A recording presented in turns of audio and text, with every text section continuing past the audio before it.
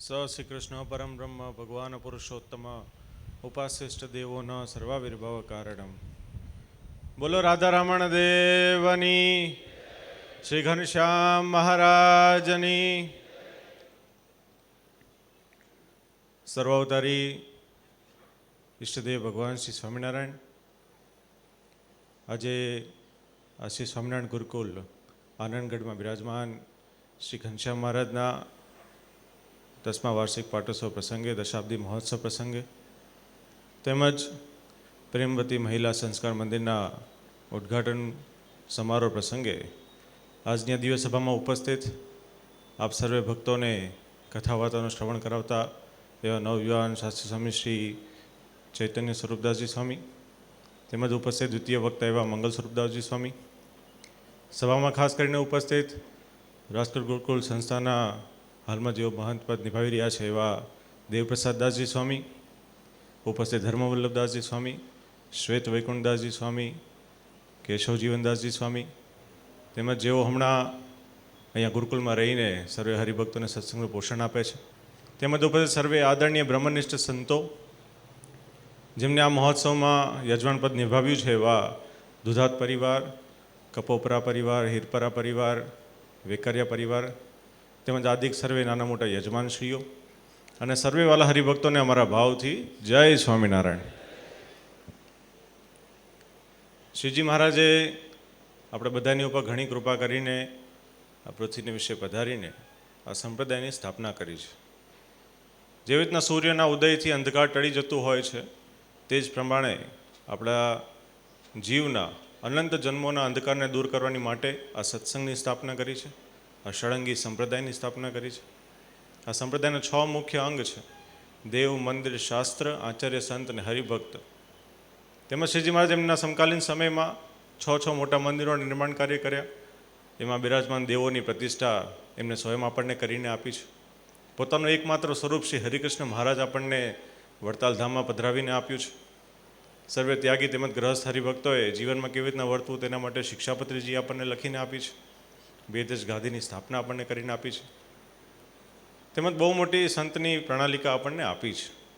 સંતો આપણા જીવનમાં આધ્યાત્મિક માર્ગમાં બહુ કામ આવતા હોય છે, કારણ કે એમના દ્વારા જ આપણને ભગવાનનો યથાર્થ મહિમા સમજાતો હોય છે. કથા વાર્તાનું શ્રવણ કરીએ, એમની સાથે સમાગમ કરીએ ત્યારે આપણને યથાર્થ જે શાસ્ત્રમાં લખ્યું હોય એનો મહિમા આપણને ત્યારે જ સમજાતો હોય છે. શ્રીજી મહારાજે સંતના ઉપરથી એક સુંદર વચનામૃત કીધું છે. ગઢડા પ્રથમ પ્રકરણનું 70મું વચનામૃત છે.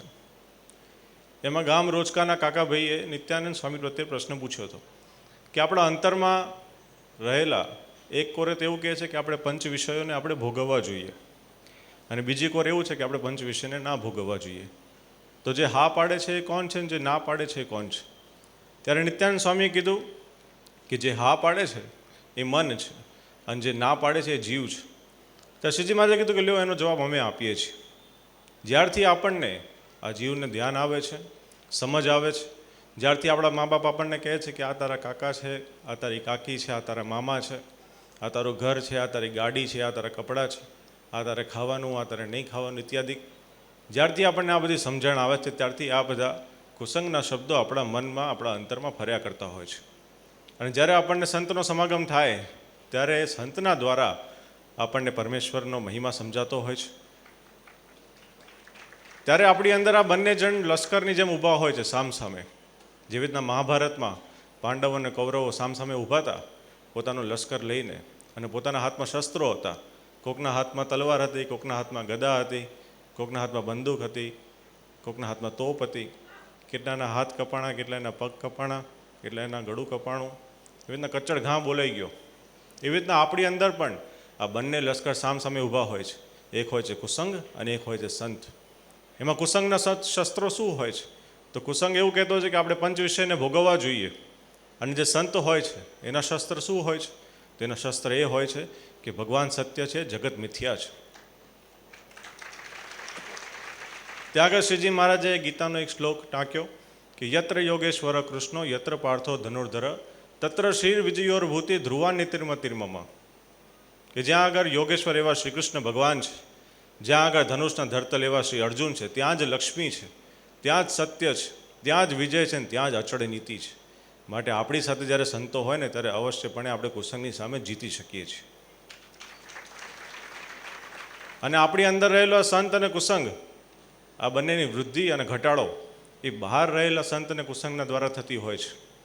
જ્યારે આપણે બહાર કુસંગની સાથે વધારે ઉઠક બેઠક કરીએ કે તો વિષય ભોગવીએ તો આપણી અંદર રહેલો કુસંગ વધતો હોય છે.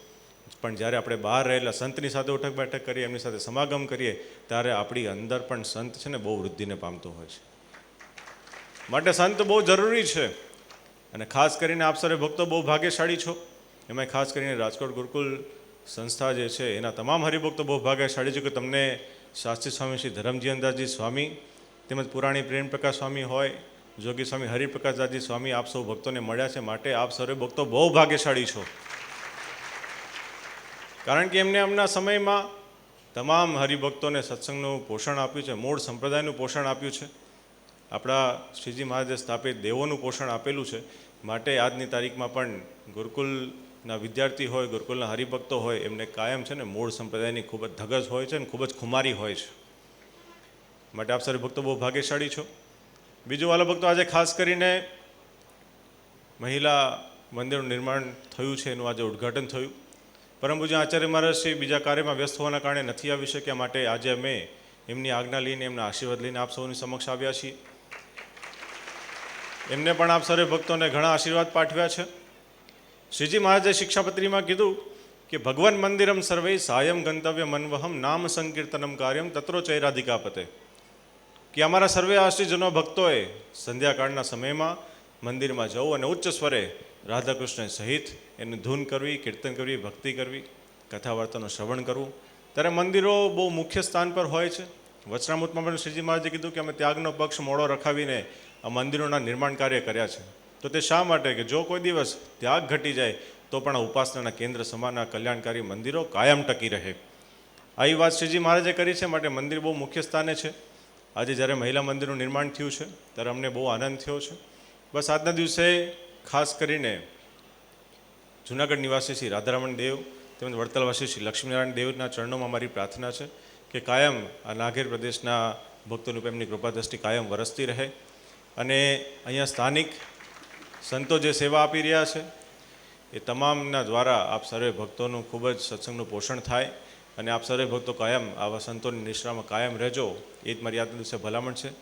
ફરી એકવાર વડતાલવાસી શ્રી લક્ષ્મીનારાયણ દેવ તેમજ શ્રી હરિકૃષ્ણ મહારાજના ચરણોમાં પ્રાર્થના છે કે આપ સર્વે ભક્તોનું ખૂબ જ મંગળ વિસ્તાર અને સર્વે મનોકામના પૂર્ણ કરે, એ જ પ્રાર્થના સાથે અમારા ભાવથી જય સ્વામિનારાયણ.